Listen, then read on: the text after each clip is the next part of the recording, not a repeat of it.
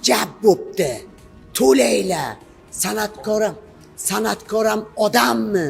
Aktrisa Zuhra Soliyeva soliq masalasiga o'z munosabatini bildirdi. Bu narsa yanada chuqurroq o'rganilib, amalga oshsa kerak deb bilaman. Unga ko'ra, eng alam qiladigan jihatlaridan biri jamiyatda san'atkorlarga nisbatan kuchli agressiyaning borligi. Shu sabab u hatto biroz xavotirga ham tushganini yashirmadi. Agar biz soliq to'lasak, sizlarga qiyin bo'ladi, deb ta'kidladi u. Sizlarni o'zingizlarga minus-ku. Sizlar yaxshi ko'rgan san'atkor narxini oshiradi-ku 2.15 buribsiz. Bugungi video murojaatim Rossiyada mehnat safarida yurgan vatandoshlarimiz diqqatiga.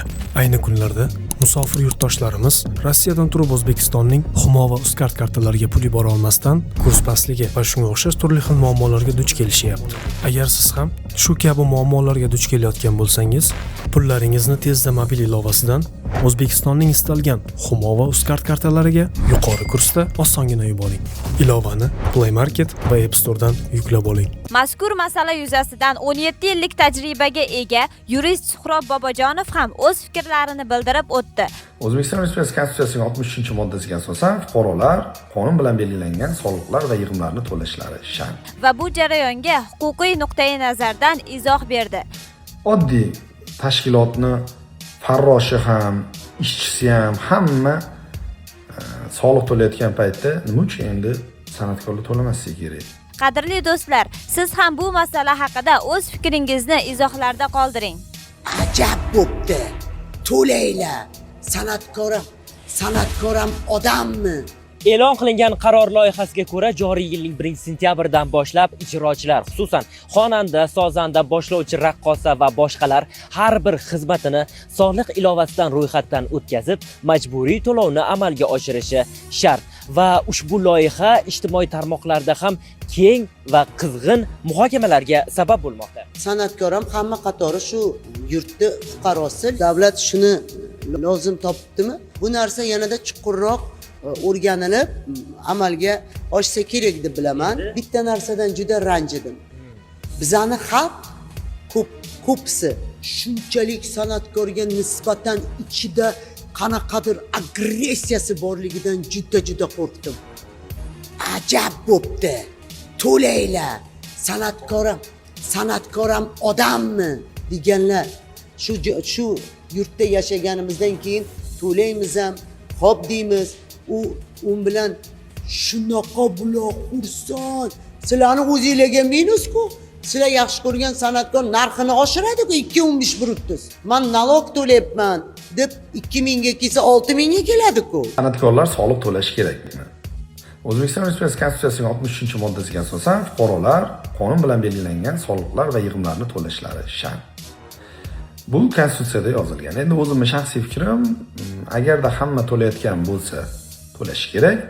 Agarda hech kim to'lamayotgan bo'lsa, to'lamasligi kerak. Nima uchun bunaqa dedim? Chunki ba'zi davlatlarda hamma to'laydigan, soliq to'laydiganlar bor va ba'zi davlatlarda hamma ham to'lamaydi, ya'ni o'zini tub aholisi to'lamaydi. Misol uchun, islom davlatlarida, Saudiya Arabistoni, Dubay, Kuvayt shu davlatlarda va demokratik davlatlarda ham ba'zilarida, misol uchun Amerikada tub aholi dotatsiyada yashaydi. Endi ular ham soliq to'laydi, lekin ishlamasa dotatsiyada yashaydi. Endi o'zimizni davlatimizga qaytadigan bo'lsak, shuncha yil bo'ldi soliq to'lamadinglar, endi bu yog'iga to'lamasanglar uyat bo'lar. Oddiy ko'chada o'sha ishlayotgan oddiy o'zimizni chapani odamlarimiz, misol uchun taksist deysizmi yoki bo'lmasa oddiy tashkilotni farroshi ham, ishchisi ham hamma soliq to'layotgan paytda nima uchun endi san'atkorlar to'lamasligi kerak? Ba'zi insonlar chiqib aytibdi, krediti bor deb. Olmasin kredit. Kimni o'ylantirib turibdi? Misol tariqasida olaylik. Juda ko'p odamda kredit bor. Oddiy ishchida ham shu oyiga 1,5 million, 2 million oylik oladigan ishchida ham kredit bor. Misol tariqasida. Uni kim birov o'yladimi? Shu paytda hech kim o'ylamadi-ku. Nimaga endi u krediti bor ekan soliq to'lamasin deyilgan narsa bo'ladi? Unaqa emas. Soliq to'lash kerakmi? Hamma to'layotgan bo'lsa to'lash kerak. Oddiy ko'chada narsa sotib o'tirgan odam ham soliq to'layapti.